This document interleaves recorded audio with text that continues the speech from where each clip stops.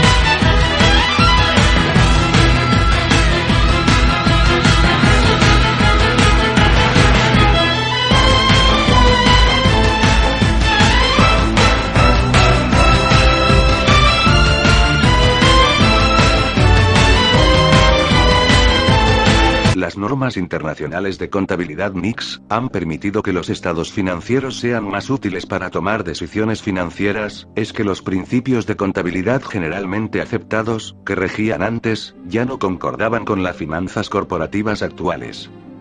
Un ejemplo de esto es el costo histórico. Los principios generalmente aceptados decían que el costo de un activo debía ser medido al valor histórico, es decir, a lo que pagaron por él.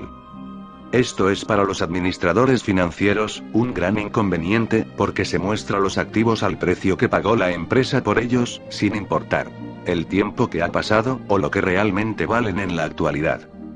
Los administradores financieros y los inversionistas estarán interesados por conocer el valor de la empresa. Esta información no aparecía razonablemente en el balance. El hecho de que los activos estén consignados al costo significa que no existe necesariamente una relación entre los activos totales y el valor de la empresa. Además, los ratios financieros no ayudan mucho si se toma el valor de mercado. Las NICS nos dan nuevas formas de medir los activos, que es el valor razonable, por ejemplo. En la actualidad, las sociedades anónimas, que es la forma de organización más importante en el mundo, tutilimundi. Los accionistas y los administradores suelen ser grupos separados. Los accionistas eligen al consejo de administración, que a su vez selecciona a los administradores. Entonces se hace necesario conocer si los estados financieros reflejan la situación financiera de la empresa, ya que los estados financieros se presentan en la actualidad mucho mejor que antes. Es útil para tomar decisiones financieras, para todos los interesados, accionistas, administradores, empleados, bancos y un largo etcétera. La pregunta salta a la vista: ¿cómo podemos saber si los estados financieros reflejan la situación financiera de la empresa? Es decir, si en los estados financieros se aplican NICS, normas internacionales de contabilidad. La respuesta es la auditoría financiera.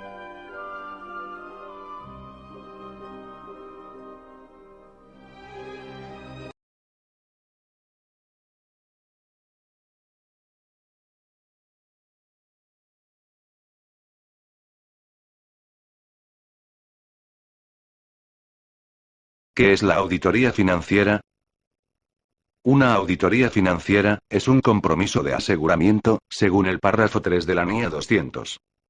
Compromiso de aseguramiento. Hace referencia a un compromiso en el cual un contador profesional expresa una conclusión diseñada para resaltar el grado de seguridad que esperan los usuarios y otros que no son la parte responsable sobre el resultado de la evaluación o medición de un tema en cuestión sobre la base a ciertos criterios. Los criterios en la auditoría financiera son las NIAs, normas internacionales de auditoría. Ahora bien, el párrafo 2 de la NIA 200 nos dice punto y coma: el objetivo de una auditoría de estados financieros es permitir al auditor expresar una opinión sobre si los estados financieros están preparados, en todos sus aspectos significativos, de acuerdo con un marco de referencia de información financiera aplicable. Este marco de referencia se refiere a las normas internacionales de contabilidad NICS. Para resumir todo esto, diremos que la auditoría financiera es una opinión profesional sobre si en los estados financieros se han utilizado correctamente las normas internacionales de contabilidad. Otra pregunta nos embarga: ¿cómo se hace una auditoría financiera? Antes de contestarla veamos qué necesitamos para ser auditores. Primero, el párrafo 4 de la NIA 200, nos exige que el auditor cumpla con requerimientos éticos. Estos requerimientos éticos son los vertidos en, abre comillas, el Código Ético del IFAC, Federación Internacional de Contadores. A. Integridad. B. Objetividad. C. Competencia profesional y debido cuidado. D. Confidencialidad. Y E. Conducta profesional. Segundo. El párrafo 6, nos dice que el auditor deberá conducir una auditoría de acuerdo con las normas internacionales de auditoría. El párrafo 14 nos pone una condición: el auditor no deberá manifestar cumplimiento con normas internacionales de auditoría, a menos que haya cumplido totalmente con todas las NIA relevantes a la auditoría. Tercero. Escepticismo profesional. En la filosofía clásica el escepticismo es una corriente filosófica basada en la duda. Entonces el auditor, reconociendo que pueden existir circunstancias que hagan que los estados financieros estén representados erróneamente en una forma de importancia relativa. La siguiente pregunta es: ¿qué es la seguridad razonable, del párrafo 17 de la NIA? Hasta aquí hemos hablado de términos como razonablemente presentados, aspecto significativo, importancia relativa, en fin. Bueno, nos referimos así, porque el auditor tiene muchas limitaciones. En realidad los estados financieros no reflejan la situación exacta de la empresa. Hacer esto sería un despropósito.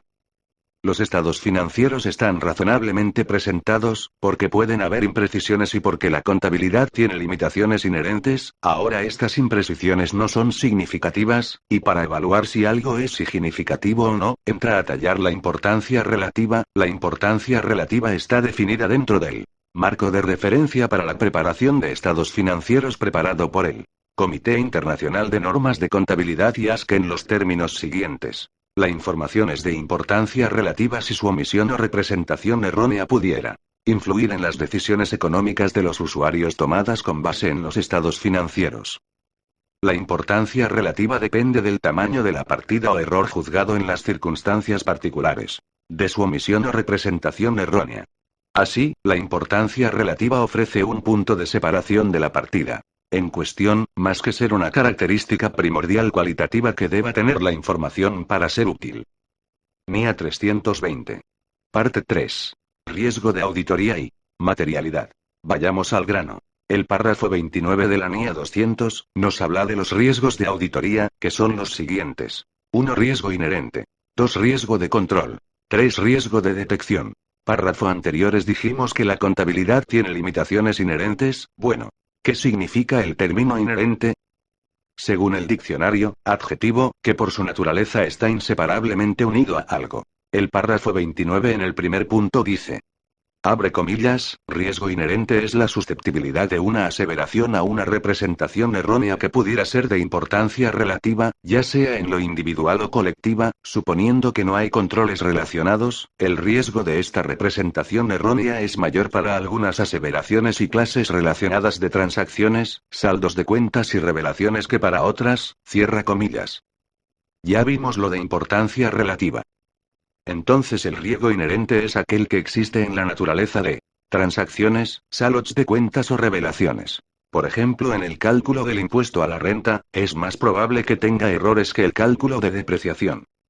Porque el cálculo de impuesto a la renta evidentemente es más complicado.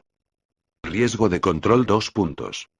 Es el riesgo de que una representación errónea que pudiera ocurrir en una aseveración y que pudiera ser de importancia relativa, ya sea en lo individual o cuando se acumula con otras representaciones erróneas, no se prevenga o detecte y corrija oportunamente por el control interno de la entidad.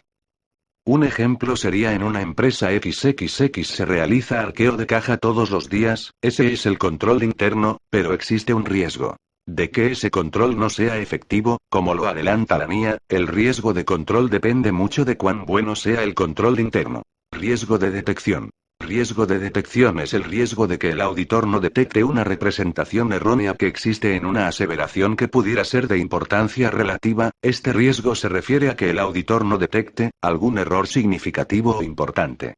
Depende mucho del procedimiento que apliquen los auditores.